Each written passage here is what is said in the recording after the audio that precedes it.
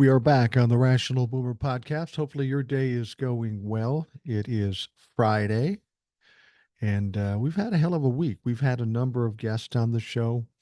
I'm still in the midst of this cold. It's not too bad right now. I don't feel bad, but my throat gets scratchy from time to time. I have to cough.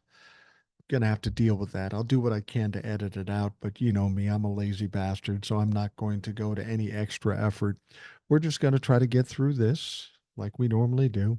It's easier when there's a guest because they do a lot of talking and then I can keep my mouth shut for a bit. Show like this, however, it's just me, and so it gets harder when I have a cold. But we'll do what we can, man. We do this every fucking day. Not every day is going to be a big time winner. This one will be all right, though. We've got plenty of stuff to talk about. And we're going to spend most of the time talking about emails. It's been a while since I've addressed some of the emails because of all the guests. So, a couple of things that happened yesterday. Of course, Kamala Harris and President Joe Biden gave a campaign rally of sorts, talking about the incredible deal they cut with Medicare and the pharmaceutical companies. It's going to give people a lot better chance at better prices, and they're going to continue with this pace. Next year, maybe doing another 15 or 20 different medications. This is something that's been needed to be done for a long time. And for those people that say Joe's not with it anymore, he got the hostages back, and now this with the pharmaceutical companies. Joe's going to go down as probably one of the most effective, most successful presidents, certainly in my lifetime, maybe in the history of this country. And he deserves all the credit and respect we can possibly give him. Then, of course, Donald Trump had his press release, press conference. I'm sorry, and it really wasn't that. It was pretty ridiculous. I said on a TikTok that in all of my life, I've never gotten migraine headaches, thankfully. But I think I got the closest thing to a migraine headache after listening to an hour and a half of Donald Trump spew his bullshit. Absolute ignorance, absolute lies. It was fucking crazy. We'll talk more about that later after we get through the emails. But while I'm talking about it, let's get to the emails. First one says, Dear Mike, when I saw Vice President Kamala Harris handle that heckler like a real boss while going along with the death stare to the heckler, my mind was like, oh Lord, she's going to bring it. I just love how the ticket of Vice President and soon to become Madam President Kamala and Vice President Tim Walz are going to make the entire Republican Party completely crap their adult baby diaper pants. I watched the rally when Tim Walz talked yesterday, and he exposed Trump for his narcissistic convicted felon that he is, plus learning about his personal and professional history. I didn't know that he was a school teacher and served in the National Guard while having an outstanding background. I'm very excited for this presidential election, and how Madam President Kamala Harris and Vice President Tim Walz are going to work for the people in this beautiful country. Trevor. Thank you, Trevor. And I just want to give you a correction here. I'm not giving you shit. A lot of people do this. A lot of people call him Tim Waltz, Waltz. That's not correct. It's Tim Walz, Walz. Now you know. Okay. Next one. Hi, Boomer. On NPR, on a show called On the Media, I heard a reporter named Taylor Lorenz from the Washington Post discussing the rapidly changing consumption of news. I'll be drinking a lot of water too. Even from 4 years ago, there's a huge movement away from traditional outlets towards sources like you. She seemed an expert in this, and I feel sure she's aware of you as she studies the creator landscape. Well, I don't know about that. I know for me, I can't even watch Lester Holt anymore, and I like him. But they normalized Trump, and I'm just done with treating that malignant fuck as normal. If you're wondering my point, it's that you might just be having a bigger impact than any of us even know. Some old bird dropping the F-bomb in Minnesota is making a difference, according to an expert in the field. They actually said that. I am an old bird. I am in Minnesota, and I do drop the F bomb from fucking time to time. Anyway, he goes on to say, what's so cool about it is that I think some of your success stems from radio practices, like starting your podcast with the same greeting and your sense of timing. You're an old radio guy who skipped TV and first generation internet and now are making an impact in the most modern way. That's pretty cool, Boom. Best. Garage Door Jeff. P.S. I know you're coming to DC around election. It would be a treat and an honor to buy you a cheeseburger if you have the time. We'd have a laugh or two, I bet. If you're busy, I'd drive in just to meet you, shake your hand, and thank you in person. You'll know me because I'll be wearing the Rational Boomer t shirt. Yeah. Thanks, Jeff. I'd love to meet you. My wife and I are going to DC on um, November 7th, 2 days after the election, giving a talk at this conference. I think we're going to be in Alexandria, not in DC. We will probably get to DC, but I'd love to meet you, Jeff. That would be interesting. I mean, people have been telling me and telling you that you should come on the show. That'd be a way to meet, but you haven't followed through with that. And I'm not going to force you to do it, but it may not be a bad idea. I'm sure a lot of folks would like to see you. All right, the next one says, hi, Mike. Wow, Jimmy Carter has endorsed Kamala Harris. There was an article in the USA Today that said he wants to make it to 100 to vote for Kamala. With that endorsement, Kamala Harris has secured the endorsements of every living Democratic president and vice president. Does Jimmy's endorsement carry enough weight in Georgia to keep Georgia blue by itself? I don't know. The press conference today by Trump was awful. This was the first one. He did it spur of the moment because almost and his team wasn't part of it. You could tell because he didn't have much of his Trump 2024 shit around, and it was a Mar-a-Lago branded podium. He's losing his mind over how Kamala Harris has risen to popularity. Friday, he's holding a rally in safe Montana instead of going after a swing state. He clearly isn't doing well, and even if he could miraculously win the presidency, he wouldn't survive the term. Yeah, that Montana rally didn't go well either. Tim Walz is an amazing pick for VP. I'm projecting a possible landslide with most or all the swing states going blue, plus possibly Iowa, Missouri, Arkansas, Texas, Florida, and if his rally on Friday goes really bad, maybe Montana. Wouldn't that be something if he lost Montana? That would be crazy. That's unlikely, but it would be a possibility. Can't wait to be back on the show again. We might have to work something out in the next week or two in between all of the other great guests you've been having. Thanks, Eric. Yeah, Eric, you may want to get in touch with me today or so. I may be going to Savannah on Sunday. I was definitely going to Savannah on Sunday, but my wife's in Florida now and she's coming home today. And she said she wasn't feeling well. And I said, well, then maybe we shouldn't go to Savannah. She goes, no, I'll be fine. Just give me a doctor's appointment and then we'll go. I don't know how she's going to be feeling, so we'll wait till she gets home. But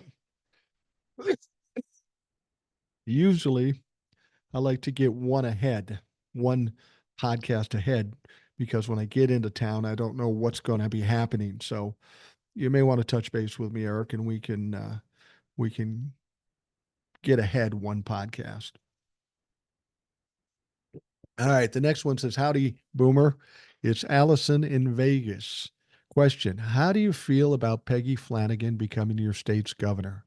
Thanks for sharing your insights, opinions, stories. Much appreciated. A and V. I like Peggy Flanagan a lot. She was handpicked by Tim Walz, so she's got that going for her. She would be the first Native American to be a governor in the United States of America. About fucking time. Would be the first female governor of the state of Minnesota. About fucking time. She's a very sharp, insightful, and talented lady. She is the perfect person to take over for Tim Walz when he becomes vice president. I think she's awesome. I don't know as much about her as I should, but I'm going to be learning about her soon. All right, the next one says, brother, your podcast is very good on your own. Guests are good, but why Abe so much in the last few weeks? He's just there to promote a book. I hope you're getting a cut. I'm not a hater. I don't have anything against him personally. I hope his book is very successful. Um, okay. It's inevitable that you're going to run into guests that you like or don't like. Here's the thing. I like Abe. Most people like Abe. He is selling a book, and the fact that he's promoting the book is what I'm doing. I'm promoting it, not him. He wouldn't even have to talk about the book. I'm promoting it for him. And if you don't like it, don't listen, really, honestly. But Abe's cool. He's very smart. He's insightful. He offers a different perspective than I do. And you know what? Abe's going to be on as much as I fucking feel like he's going to be on. And you know what? 99% of the people that listen to this show feel the same way. All right. Next one says, "Hey, Mike, I heard you discussing the other day how you believe there is more than reasonable doubt that the assassination attempt was initiated and carried out by the Trump campaign. Did not say that. I said it may have been staged. I didn't say the Trump campaign put it together themselves. It could be somebody outside the campaign in order to help Donald Trump. I sent you an email stating as much as 3 weeks ago, which I don't think was ever read. Don't get me wrong, I'm not offended. You have had many very good guests on lately, and I'm sure plenty of emails get lost in the shuffle. Not that many, really. The only reason I bring it up is because in the email I said you're being naive for condemning the attack and saying it puts a stain on all of us. I'm just saying I'm glad to see you've changed your opinion based on evidence.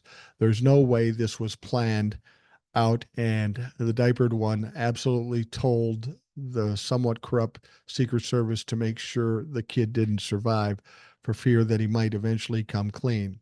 There is absolutely nothing beneath this pond scum that he wouldn't try if he thinks he could benefit him. As your guest Abe so aptly stated, the curtain is being pulled back and everyone can see the wizard is actually a mental midget with no morals whatsoever. I love his newest rants about the crowd sizes being AI, and he'll do 3 debates as long as Fox is first. No one is fooled by the duplicitous statements.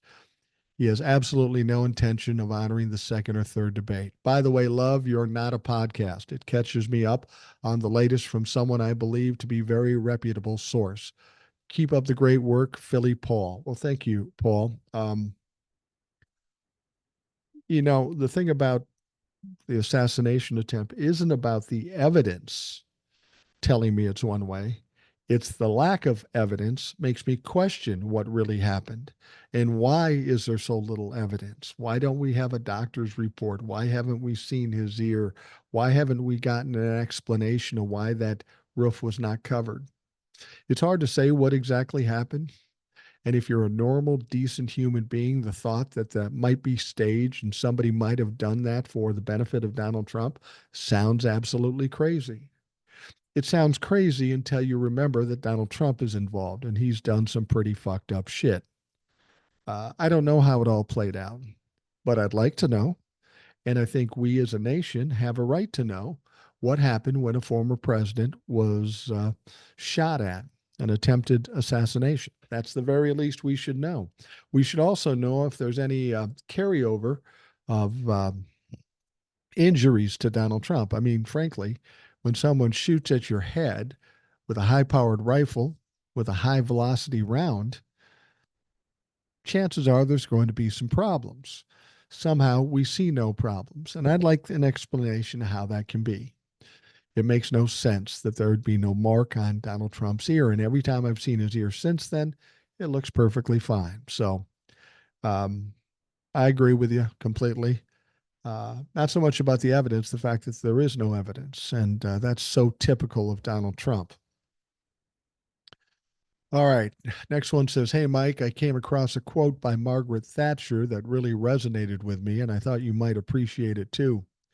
I always cheer up immensely if an attack is particularly wounding because I think, well, if they attack one personally, it means that they have not a single political argument left.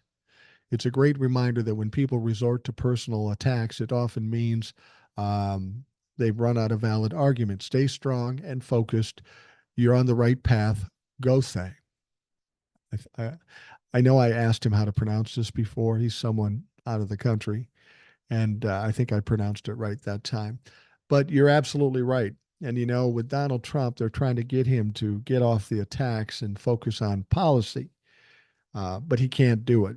He will never be able to do it, no matter how hard they try to get him to focus, or no matter what they say to him. He will always go off on these tangents and go off on these rants, yelling and accusations and calling names. He just can't help himself. At his core, that is who he is. All right, the next one says, "Hi, Mike. And now here's one that I can only hope you might not have seen." Okay. Hold on a second here. I think let's see here. I got out of, okay. "Hi, Mike. And now here's one that I can only hope you might not have seen.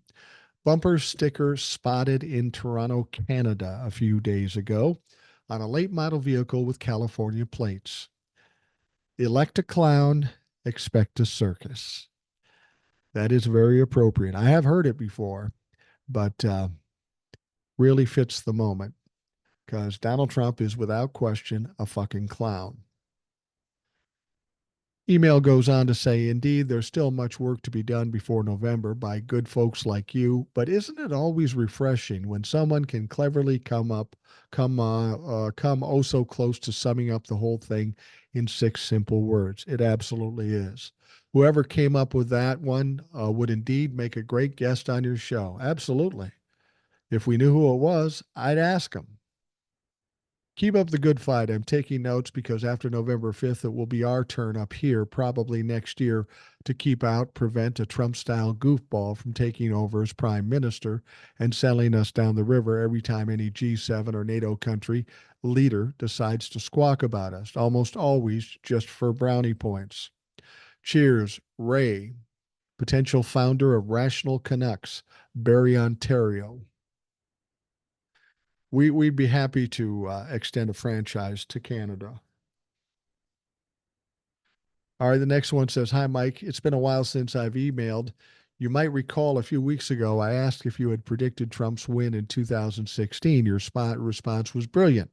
Not only did you predict it, as I suspected, but I found out that you put money where your mouth was.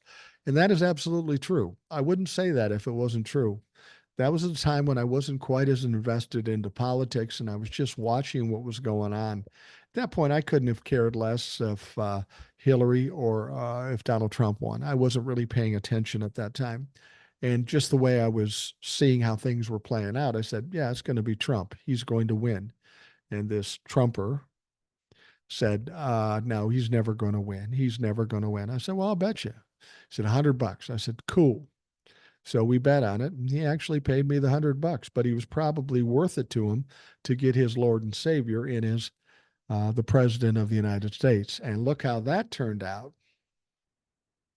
What a difference a few weeks makes. Now I'm cautiously optimistic of a Democratic landslide. However, I don't want to expect too much. I've been disappointed by the American electorate in the past. Well, now's the time to be positive and confident. You're more likely to get success when you're positive and confident. So I don't know if I can go as far as saying it's going to be a landslide, but I really get that feeling. I will guarantee that it's going to be a decisive win in November. And that's just me hedging a little bit. Email goes on to say, here's what I fear. The Democrats win and proceed to do nothing as they have in the past. Dems will return to their antiquated notions of bipartisanship and cooperation and fail to protect our democracy when they get the chance. I'm concerned about that too. And that's why when people say to me, what are you going to do when Kamala Harris wins the presidency, the Democrats get the House and the Senate? What are we going to do then? Well, we're going to get in their shit too. We're going to keep the heat on and we're going to make sure they do what they promised us to do. They won't eliminate the undemocratic electoral college. Clinton had 3 million more votes, yet lost. What the hell is up with that? People say Harris must win by a large margin this time. That's not democracy, it's an embarrassment. I don't know that she has to win by a large margin. I think we're seeing some states that were expected to be red that might end up being blue. So I don't know if it has to be a large margin. I just happen to think it is going to be a large margin. They won't fix the corrupt Supreme Court and reverse terrible decisions like presidential immunity or Citizens United. We have the best government that money can buy, again, an embarrassment. What makes you think they won't? You see, here's the deal. It's a different world than it was last time we were in a position with Democrats with control. They stepped on their dicks about Roe v. Wade and not codifying it. And there's plenty of things they haven't done. But this is a different world. All this is exposed. People have been going through it for 8 years.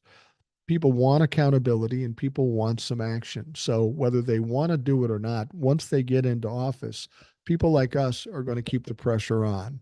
And this is the kind of thing that gets them to act. If the media and the people are screaming, they're going to have to figure out a way to get it done. Goes on to say they won't fix the presidential pardon power that empowers them to let their corrupt cronies ignore the laws that the rest of us must do.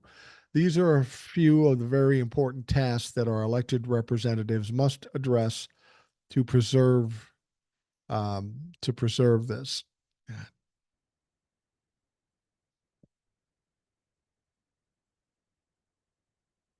To preserve this democratic experiment for our children. Unfortunately, we are captive to a dysfunctional two-party system here in the U.S. Like the Repubs, the Dems do the bidding of big money interest.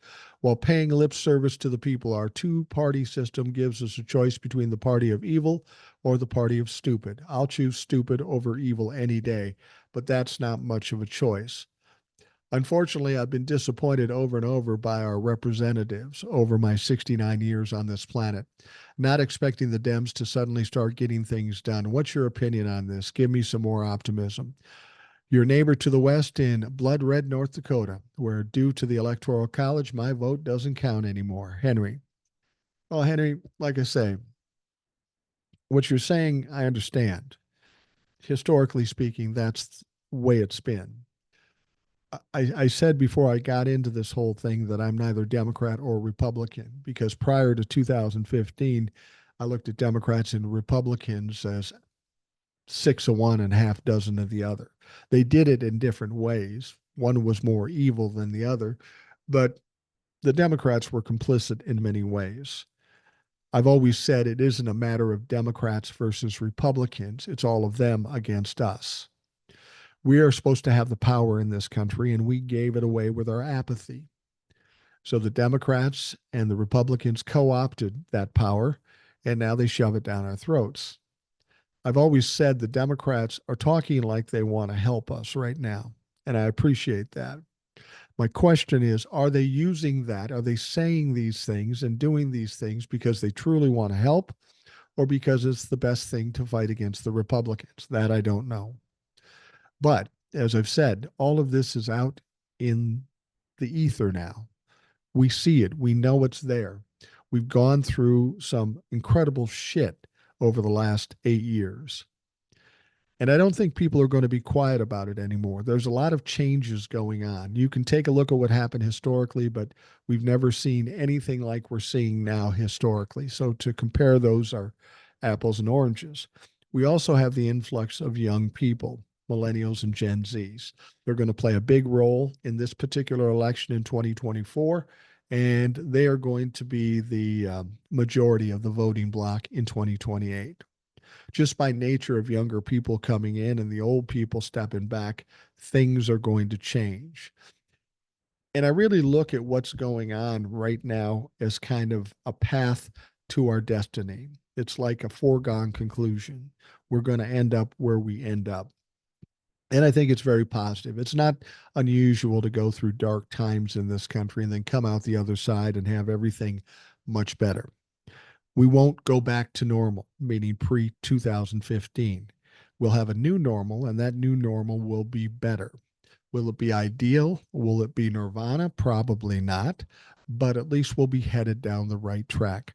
I really think we're looking at a big change in this country.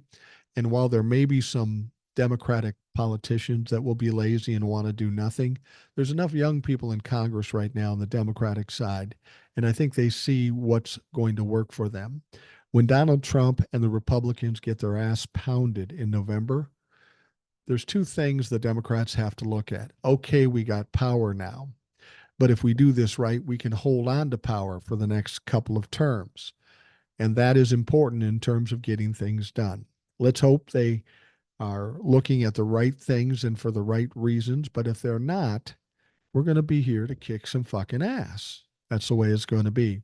To suggest that it's all going to be horrible and we're going to look at this negatively, I think that's a mistake. I don't think that works for anybody. We've gotten this far. Think of this. We are where we are right now. If we'd gone back 2 years ago and we told you that we were going to be where we are today, you wouldn't have believed me. You would have said, oh no, everything's terrible. It's going to hell in a handbasket. It's not going to improve. Nothing good's going to happen. Donald Trump will not be accountable. Nothing will happen. Well, it's 2 years later, and a whole shitload of stuff has happened. So shut the fuck up, put your head down, and let's just get some shit done. And will it go perfectly as we go into the next year? Probably not, but nothing's gone perfectly. And it takes us to keep our mouths open, keep talking, and keep pushing. All right. Next one says, hi, Mike. Recently, I got a new boss at work. This was an outside hire. And even though they have had some training at other locations, it is evident that they don't fully know our systems. This leads to contradicting messages and confusion with how to handle the day to day activities. The reason I mention this is because I saw a parallel to Trump in politics. Even though he was president, he doesn't understand how the system works. That's why most of the things he tries gets blocked by courts, couldn't pass Congress, or just utterly failed. I never doubted that Trump would lose, but I'm thinking that Kamala Harris might deliver a landslide big enough to leave the Republicans irrelevant for a while. I tend to agree. I've said before, beyond the swing states, I think Missouri, Iowa, Arkansas, Texas, and Florida are in play. I'm wondering if Montana might also be an option. I'm thinking that Trump could cost the Republicans several safe states, and once the Democrats get stuff done, the Republicans won't win again for a while. Thanks, Eric. Eric's our friend from Iowa, and I agree with you, Eric. I think that could play out just that way. I've often said when Joe Biden was running against Donald Trump, it wasn't a matter of who was more popular. That wasn't going to be the case. The fact is, it was going to hinge on the fact that how many people hate Donald Trump and are terrified of Donald Trump. Don't believe me? Think back to 2020. We've got an unprecedented amount of voters. Joe Biden got 81 million votes, the most votes of any president in history. It wasn't because at the time Joe was a great candidate, it was because people were terrified of Donald Trump. 2022, they said it was going to be a red wave, but it wasn't. The Republicans took a whooping in 2022. And why? Well, because they were terrified of Donald Trump and nobody wanted anything to do with him. So now we're in 2024 in November, and we still have that issue. All the problems that Donald Trump have just been exacerbated up to this point. We've got Roe v. Wade, which is going to be probably the single biggest issue going into this election. And people are still terrified of the prospect of Donald Trump. But we have one more plus. Like I said, whether if it was Joe Biden and Donald Trump, it didn't make a difference who was more popular. It was because people hated Donald Trump. But in this case, we still have people hating Donald Trump, but we have also an immensely popular candidate for the Democratic Party. That's why I see it kind of a landslide at this point. I think that's distinctly possible. So we will see what happens. Next one says, hi, Mike, 100% agree with you and Old Soul. Kamala's White House run is more oomph than Obama's 2008 run. Folks are tired of the Trump weirdo show and rhetoric between Trump's continual bitching and whining and racism and his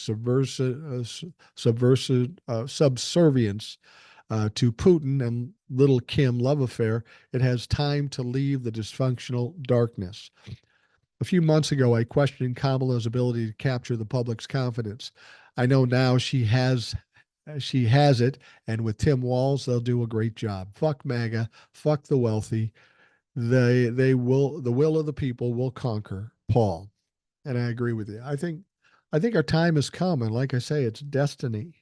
It's like we're on this path, we're on this track, and there's really no falling off of it. It's going to be what it's going to be, and it's going to be bad for the Republicans, good for the Democrats, and then we will get an opportunity to try to fix this country. Question is, will the Democrats do it? Well, if the Democrats don't feel so compelled to do that, then we will yell our lungs out and we will go after those motherfuckers because it isn't about parties. It's about this country and it's about taking care of the people in the middle class. I mean, Joe Biden kind of opened Pandora's box. We've heard for 40 years about the trickle down theory. Just give the rich people money and it'll trickle down and everything will be wonderful. Well, for nearly 45 years, that has never worked. So Joe Biden does the COVID relief plan and some other things. Puts some money into the middle class, and guess what? The fucking economy goes flying. So if you cultivate the middle class, if you keep the middle class healthy, it only makes sense. It's common sense that this country will run better. They tried to lie to us for 45 years, and for whatever reason, we bought into it. Now we've seen the other side of the coin. So there's no going back right now. Trickle down theory doesn't work. That's been proven. But cultivating the middle class does work, and that's thanks to Joe Biden. So there's only really one way to go for Kamala Harris after the election in November. All right. We are going to take a quick break, and we will be right back. All right, we are back on the Rational Boomer podcast. Got one more email left, and this one comes from Jace, our friend from Texas, who was on the show recently. He says, "Hey, Mike, little news on Texas. Looks like our MAGA Governor Abbott is running out of migrants to send up north since Biden and Harris have so called open borders. Looks like another win for Biden with his border actions in spite of Republican inaction. Like you said, MAGA fails at everything, and I'm hoping Kamala helps the down ballot and pushes Texas more blue. Hopefully, Abbott will fail at passing school vouchers, and we can send Lion Ted back to Cancun. Thanks again for having me on. Talk soon. Jace from Texas." Well, thank you, Jace. You know, I keep getting more and more people talking about the prospect of Texas turning blue, and it almost sounds like a fever dream. I don't know how that's possible, but I don't know much about Texas. I trust what Jace says and some other folks that know a little bit more about Texas than I do. Now,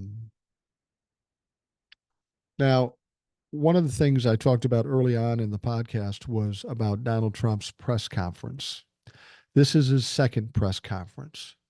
I'm surprised that he decided to do this press conference because the first press conference didn't go very well. This one was a little different. It was up in New Jersey at Bedminster. And he was specifically supposed to talk about the economy and other policy situations. They were in for the theatrical aspect of this because, of course, they had tables out there with all kinds of grocery products. So Donald Trump could identify all these huge price increases for all these grocery products. But the fact of the matter is, he only really spoke on that for a very short time. These people sit and they tell him, you got to do this. And of course, Donald Trump doesn't listen. Now, I will say when he started out the speech, he was kind of low energy and he was clearly just reading what was in front of him. He was throwing around facts and figures, but there didn't seem to be any rhyme or reason to it. He really was hard to keep track of what he was saying and what he was trying to say. It was really confusing. And if you think we were confused, I guarantee you Donald Trump was far more fucking confused.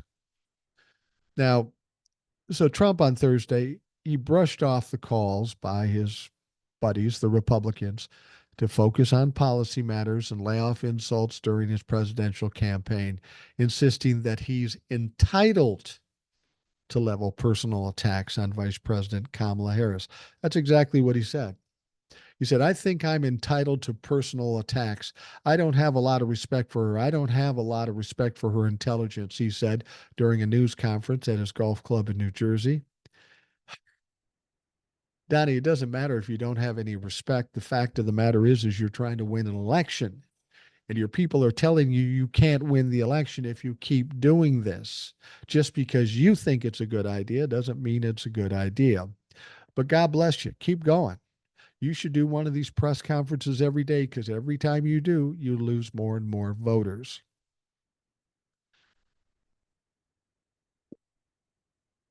Now, he also claimed he was running a very calm campaign and had a clear plan to win. Everything I've heard about him is he's ranting and raving and crying and bitching and yelling and screaming all the time, but he says it's very calm and he's got a clear plan to win. Really? Why don't you share that with us? Because I haven't heard one plan at all. I've heard you make these complaints, but you've given no reason or no way that you're going to fix it. He says all we have to do is define our opponent as a communist, a socialist, someone who wants to destroy our country, a communist or a socialist. I would love to sit Donnie Trump down and ask him to define those two words, because I'll guarantee you he can't. He just picks out whatever words that he thinks is going to work. I mean, that's the thing you have to understand about narcissists. They are extremists. It's either the best thing ever or the worst thing ever. And no matter what's going on, if it's somebody other than Donald Trump that's the president, it's the worst shit ever. Even when all indications show that things are going pretty well. Now, Trump again repeated many of his favorite recent lies, replete with invented statistics. He claimed the mortgage rates have gone from 2% to 10%. In fact, they were about 3% when Trump left office and are now at 7%, but they're likely to come down next month. This is the one I love. I did a TikTok about this. He claimed, with no evidence, that 100% of the jobs created in the last year had gone to migrants who entered the country illegally. How many have been created in the last year? Maybe 5 million jobs. And he claims every one of those $5 million or 5 million jobs was filled by an illegal immigrant. I don't know. That seems like a reach to me. I don't think that's true. And then clarified that the share was actually larger than 100%. See what I mean about being extreme? 100% wasn't enough. That wasn't a big enough lie. It's actually bigger than 100%. Now, I'd like to know, how's that possible? Mathematically, it's impossible. He repeated a claim he has used many times with zero support, that other countries are emptying their mental hospitals by sending all their patients to the southern border of the United States. Their population in the mental institutions is way down, he says. Now, this is something he said before. He's been called out, he's been proven wrong, he's been made to look stupid. But this guy can't let shit go. He's going to keep saying the same shit regardless of if it's been proven wrong or not. Now, after claiming at last week's press conference that a stock market dip was a harbinger of a coming depression, Trump took credit on Thursday for the rebound that the Dow Jones Industrial Average end of the day, gaining another 555 points. He nevertheless repeated his dire warnings about a coming depression unless he was returned to office. We're going to have a crash like 1929 if she gets in, Trump said. Now, the funny thing about it is he said that same thing prior to Joe Biden getting in. And once Joe Biden did get in, he and a bunch of financial professionals kept telling us, oh, the recession's just around the corner. Of course, we had no recession, and things are really flying high, better than ever. Certainly better than when Donald Trump was in office. Here's what you have to understand: these people want something bad to happen. They need something they can blame on Joe Biden and Kamala Harris. They want the stock market to crash. They don't care who would suffer if that should happen. They just know it would help them in the long run, or believe it would. Now, he offered no rationale for his claim, which also made without providing any rationale in both 2016 and 2020 campaigns. each time facing different opponents. This is the second straight week in which Trump has done almost no campaigning. The only event he had last week, apart from his hastily arranged news conference at Mar-a-Lago Country Club in South Florida, was, of course, that wonderful rally in Montana, which was also a shit show. Now, this week, he participated in a 2 hour rambling and lie filled discussion with Elon Musk, a Musk platform more commonly known by X. Um, and that was so bad. I mean, there was really no information given. Elon Musk sounded dumb as shit. Donald Trump was slurring and lisping, and there was something wrong there, and I don't know what it was, but Donnie's in trouble. His cognitive abilities are slipping. Trump rambling and lying during the question and answer session, which also featured a considerable number of falsehoods, lasted only 33 minutes. Now, when HuffPost inquired into the reason for being denied credentials, Trump campaign spokesman Steve Chung responded, "Interesting, must be due to space restrictions. Please try again next time." Trump is facing both federal and Georgia state prosecutions for his attempted to overturn the 2020 elections to remain in power despite his loss. Excuse me. He could be sentenced to New York State prison. Now, that's the interesting thing. He is scheduled to be sentenced on September 18th. Donnie Trump has his sphincter puckering up as things get closer. He tried to get Judge Juan Marchand to recuse himself. Marchand came back yesterday and said, "Yeah, not going to do that." Then he went to the judge and said, "Listen, I got immunity from the Supreme Court, so you should just let me off this thing. Let's call it a day. Let's cancel it." Now, as I understand it, Marchand is going to give a response to that, a decision on that. I thought it was September 6th, but it may be September 16th. And then the sentencing is supposed to happen on September 18th. Now, he issued another motion yesterday saying that, yeah, you shouldn't do the sentencing till after the election. It's election interference. Now, I don't know what's going to happen with that. And the fact of the matter is that Judge Marchand has always said this isn't about a presidential election. This is about a trial, convictions, and it's going to be handled the way a conviction and a sentencing is supposed to be handled. I don't know that he'll be persuaded to delay it, but even if he does, it really doesn't matter. I mean, I want it done on September 18th because it will have a big impact, and I think he will possibly get some jail time. But the fact is, the convictions are there, and everything is going so wrong for Donald Trump. Once the election is over on November 6th, he becomes um, like shooting fish in a barrel because he's got nothing to protect him anymore. The people around him will not be supporting him at all anymore. It's just going to be a shit show for Donald Trump. Now, Donald Trump is obviously freaking out a little bit um, because he's not doing well. I always find it really kind of funny. People keep talking about Donald Trump prior to Joe Biden stepping aside. They're saying that Donald Trump's team and a lot of the media are saying, well, it was a foregone conclusion. He was going to beat Joe Biden. I don't believe that's the case at all. Like I said, it wasn't about who's more popular. It's how bad people hate Donald Trump.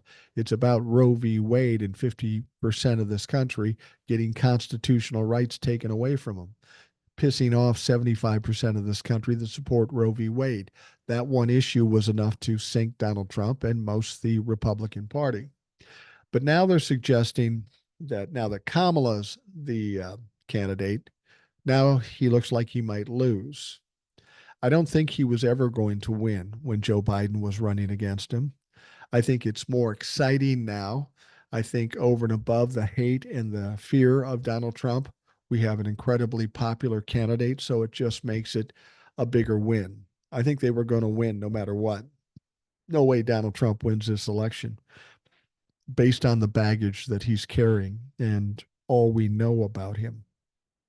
I mean, Republicans are stepping away from him.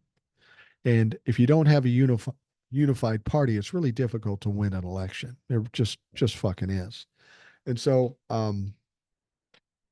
but Donald Trump is obviously freaking out a little bit. And when people freak out, they need to make changes. Now, Donald Trump will never admit that he's freaking out, but he did make a change. And this was an interesting change. It seems like he's trying to catch the magic from 2016 because he's bringing people in from that era, which makes sense because that's the only election he's won in the last 8 years, the 2016 election, even though now we know he cheated and had help with from the Russians and such. But nonetheless, he didn't like how 2020 went. So he's going back to 2016 and trying to get some folks from back then. But the choices he's making, not the best choices. One of Donald Trump's former campaign advisors returned to the fold on Thursday and immediately screwed up big time. Who might that be? Corey Lewandowski, who took a plea deal in 2022 over allegations that he made unwelcome sexual advances toward a GOP donor. He's back to advise the Trump campaign senior leadership team. Now, here's a guy, Donald Trump, who's known for sexually assaulting women, being adjudicated as such, who is obviously a misogynist, has problems with women, took away abortion rights from women. So what do? You get somebody who is a convicted abuser of women. That's the front man for your fucking campaign. I don't understand the thought process. Nobody with any intelligence would bring this clown back. He is an absolute idiot. Now, former President Donald Trump brought Lewandowski back despite his controversial history, which includes telling a congressional hearing that he had no obligation to be honest with the media, being accused of mocking a girl with Down syndrome and allegedly having an affair with married South Dakota Governor Kristi Noem. Now, if Trump hoped Lewandowski's presence would help improve the optics of his campaign, he probably won't be reassured by Lewandowski's first tweet upon his return. Lewandowski started off fine, writing, "How could anyone not be excited to help elect this man?" He added that he's excited to be back on the campaign team to help deliver a victory in 2024 and vowed to let Trump be Trump. However, much some members of his own party might want the exact opposite. Let Trump be Trump. He'll lose. That's perfect. But then Lewandowski blew it with the final line. "Get off the couch and join us. The president needs your help." Read the room, motherfucker. Your vice presidential nominee is alleged to have had sex with couches, and you have to throw that in the mix. This unavoidably reminded plenty of the people about the false claim that Senator J.D. Vance, running mate, once fornicated with a couch. People have been citing the joke for weeks to mock Vance, including Minnesota Governor Tim Walz. Lewandowski's unfortunate choice of words did not go unnoticed. I suppose not. To be fair, Lewandowski isn't the only Republican on Trump's presidential campaign who has presumably accidentally referred to couches in recent weeks.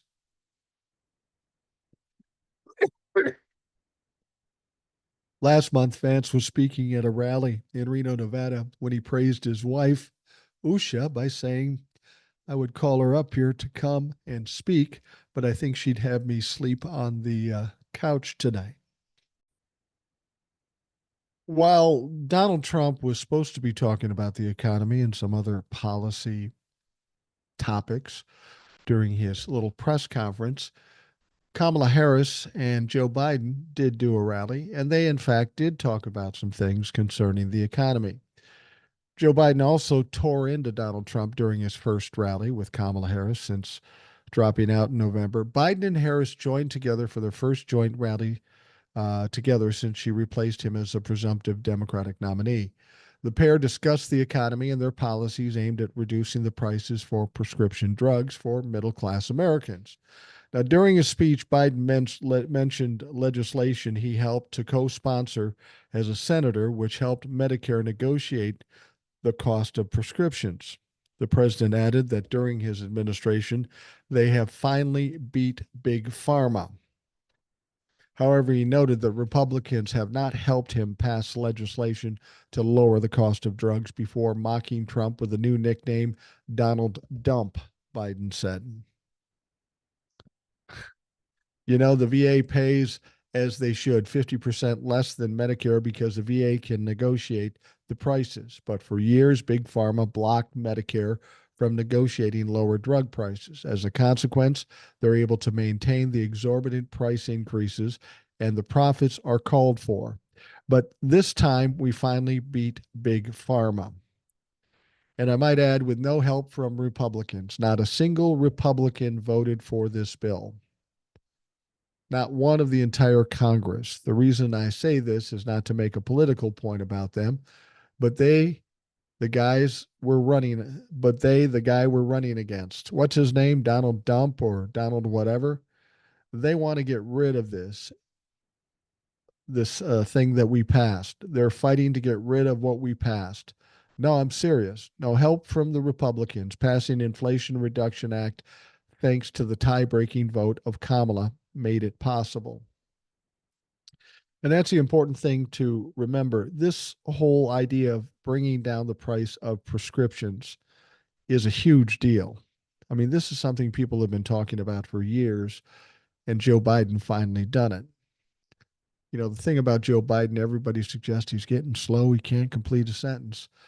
Motherfucker's getting a lot of shit done, though, isn't he? He's getting a lot of stuff done.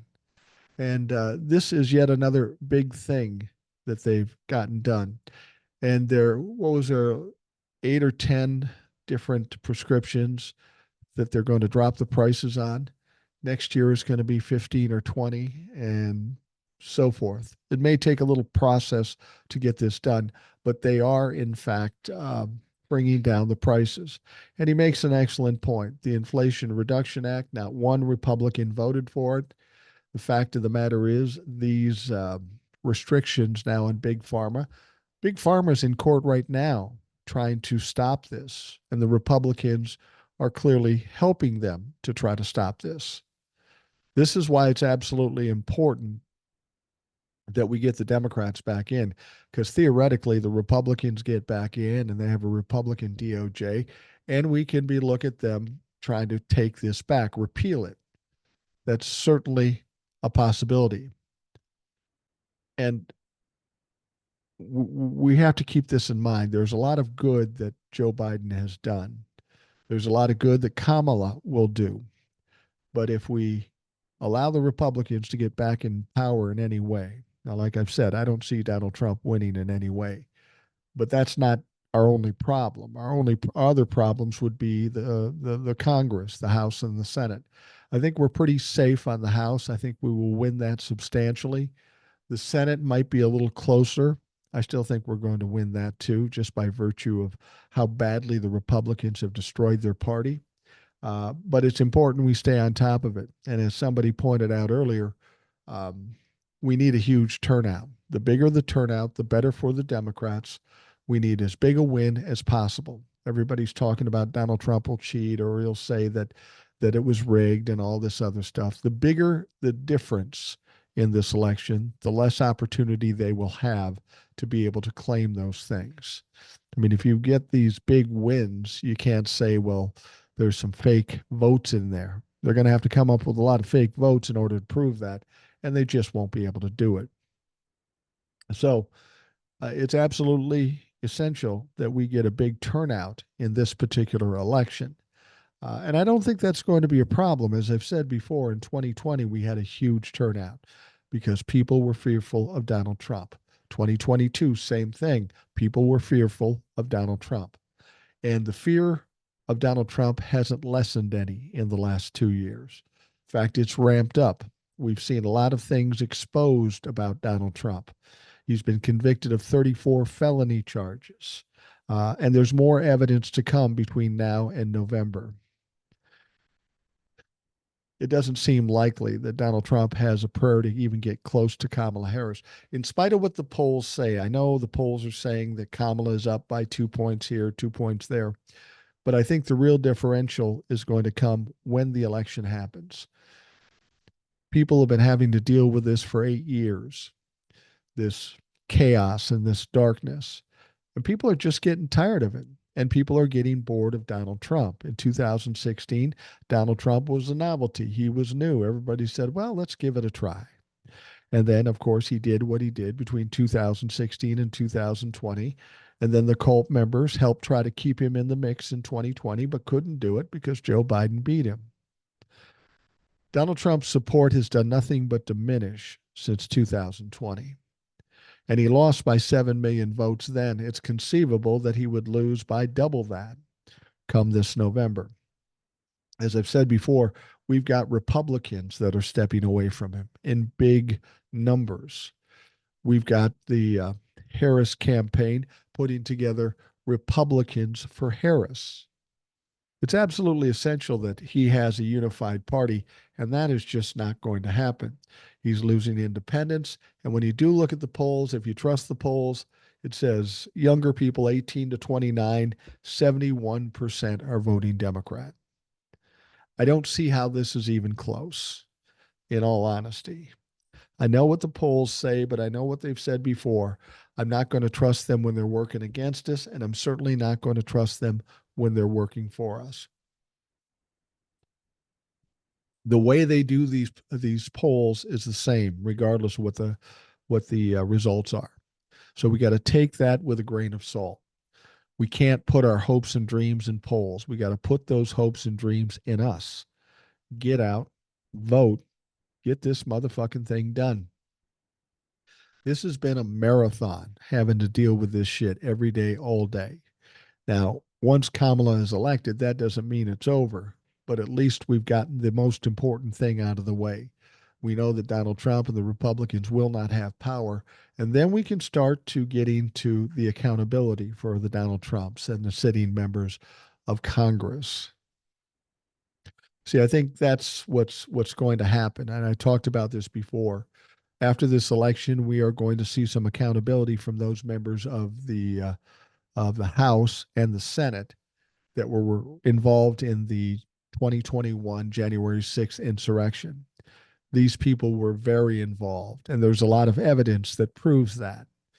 They're trying to avoid any improprieties because of the election, and I'm tired of them being pussies about this. A crime is a crime, and people should be held accountable, but they're going to do it this way. Once the election is over, nobody can whine about anybody trying to interfere in the election, especially Donald Trump. Now, Donald Trump could come out on November 6th and says, "I'm running again in 2028." Too bad, motherfucker. You won't have the support, and it's too early. After the election, Donald Trump is going to take an ass whooping every day of the rest of his life. He's got court cases, he's got lawsuits, he's got no support. If you wanted to see Donald Trump suffer, just wait till November 6th. That's when he's going to be freaking out. After he's lost substantially and he's got no place to turn and nobody wants to support him anymore because he's a motherfucking loser. That's when it's going to get ugly for Donald Trump. And that's what's going to get entertaining. People have said to me, don't be spiteful. Don't expect revenge. And I will tell you, normally that's the case. But in this situation, for as much damage as he's tried to do to this country, he deserves whatever he's going to get. And it's not going to be pretty. It's going to end badly for Donald Trump. He knows it now. He's starting to get a sense of it because all the little tricks he tries are no longer working. That's never happened to Donald Trump in his life. That's how it goes with narcissists. They have their little strategies, their little ploys. They always work. They're always willing or able to bully their way through, but it's no longer working. It's no longer working. It'll be interesting to see if he actually shows up to the debate on September 10th. That's coming up pretty quick. We're not that far away from that. And if he shows up there, he's going to get his ass whooped. And that's going to add to the people who are tired of his bullshit. You saw the interviews, you saw the press conferences. He's not going to be any better than that in the debate situation. And Donald Trump's kryptonite, I think, is black women. You think about it, Letitia James, Fonnie Willis, Judge Chutkin, and now Kamala Harris. Every one of these black women have done nothing but kick Donald Trump's ass, and it drives him crazy. How dare they kick the shit out of a white guy, a rich white guy, a famous white guy? Well, Donald Trump, all your fame and fortune and all that bullshit ain't going to matter anymore. It's over. It's done. There's no coming back from this. Your advisors can tell you how you can fix this and talk about policy, but we know Donald Trump just does not have that capability. When he starts talking and people aren't cheering and excited, then he'll go back to his normal course. And that normal course is going to lose him the election in November. So let Donald be Donald. By all means, let Donald be Donald. Because when it's all said and done, so will Donald Trump. He'll be done. It'll be over. The fucking 8-year nightmare will be over. And then we can just sit back and giggle and watch what's happening to that piece of shit. All right. We are going to wrap things up for another Rational Boomer podcast. I want to thank you for taking the time to listen. I hope you have a great day, and we will talk to you again tomorrow.